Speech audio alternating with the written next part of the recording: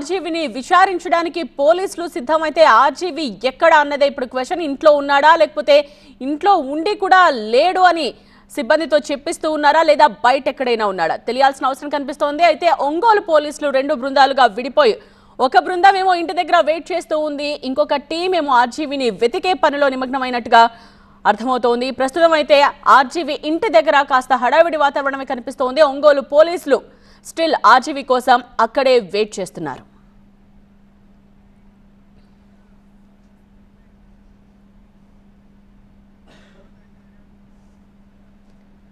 ఆర్జీవీపై వచ్చిన ఆరోపణల్లో నిజం లేదంటున్నారు. ఇంకొక వైపు లాయర్ పోలీసులను తప్పుదో పట్టించేందుకే వర్మపై ఫిర్యాదులు అంటున్నారు.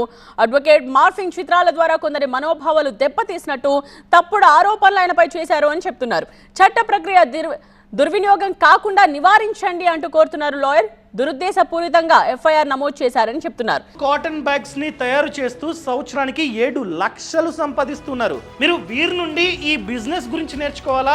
అయితే ఫ్రీడమ్ యాప్ ని డౌన్లోడ్ చేసుకోండి. చట్టాన్ని గౌరవించే వ్యక్తిగా దర్యాప్తుకు వర్మ సహకరిస్తారు అని చెప్తున్నారు. వీడియో కాన్ఫరెన్స్ దర్యాప్తుకు వర్మ సిద్ధం అని చెప్తున్నారు లాయర్. తన ప్రాజెక్ట్ తో బిజీగా ఉన్నందువల్లే పోలీసుల ముందు వర్మ విచారణకు హాజరు కాలేకపోతున్నారు అంటూ అడ్వకేట్ స్పష్టం చేశారు.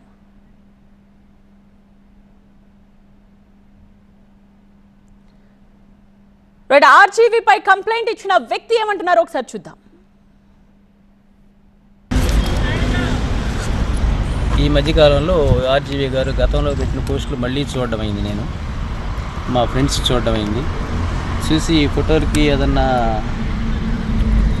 ఫోటోల గురించి ఆలోచించే మార్గం ఏమైనా ఉందా అని చెప్పి అడిగితే కేసు పెడదామన్న నిర్ణయంతో నిన్న కేసు పెట్టడం జరిగింది. ఆర్జీవీ గారు ఎలక్షన్ టైంలో వ్యూహం సినిమాకి సంబంధించి ఈ ఫోటోలు మార్పింగ్ చేసి ఎలక్షన్ టైంలో వదిలేరు, బయటికి రాష్ట్రం మీదకి వదిలాడు. ఎవరి గురించి? నారా చంద్రబాబు నాయుడు గారి ఫోటో, లోకేష్ బాబు గారి ఫోటో, పవన్ కళ్యాణ్ గారి ఫోటో వెళ్ళి మార్పింగ్ చేసి కింద ఆడపిల్లకాయల బాడీలు పెట్టేసి తలకాయల వరకు చంద్రబాబు నాయుడు గారిది, పవన్ కళ్యాణ్ గారిది, లోకేష్ బాబు గారిది, దేవాంశ్ ఫోటోకి వచ్చేసి పవన్ కళ్యాణ్ గారి ఫోటో పెట్టారు. ఇవి చాలా చూడడానికి చాలా వల్గర్గా ఉన్నాయి సార్ ఫొటోస్. ఆ స్థాయిలో ఉన్న వ్యక్తుల్ని ఆ రకంగా ఫోటోలు పెట్టేసి రాష్ట్రం వదలటం అనేది సరైన పద్ధతి కాదు. దానివల్ల ఏంటంటే మాకు ఎలక్షన్లో కొంత మాకు ఏదో చెడు జరిగిద్ది అనే ఆలోచనతో ఆ టైంలో అతను వదిలాడు.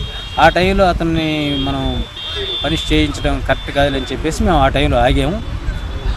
ఈ మధ్య కాలంలో కూడా ఇది వస్తూనే ఉన్నాయి, చూస్తూనే ఉన్నాం. అందుకని చెప్పేసి కేసు పెట్టడమే కరెక్ట్ అని చెప్పేసి మేము కేసు పెట్టాం సార్.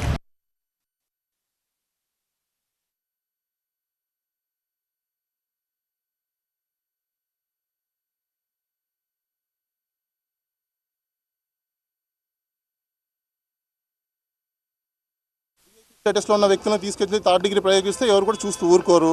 మేము కూడా కన్సర్న్ కాంపిటెంట్ అథారిటీకి మేము కూడా అప్రోచ్ అవుతాము. అంటే గత ప్రభుత్వంలో ప్రయోగించారు, ఎంపీ మీద ప్రయోగించారు. గత ప్రభుత్వంలో ప్రయోగించారనేది ఎవరికి తెలియదు.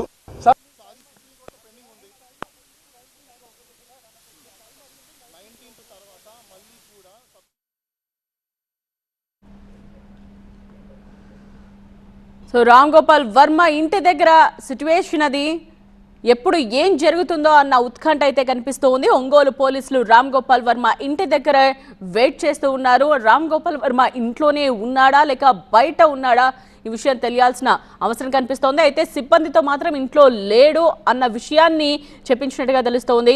నెక్స్ట్ ఏం జరగబోతోంది అన్నది చూడాలి.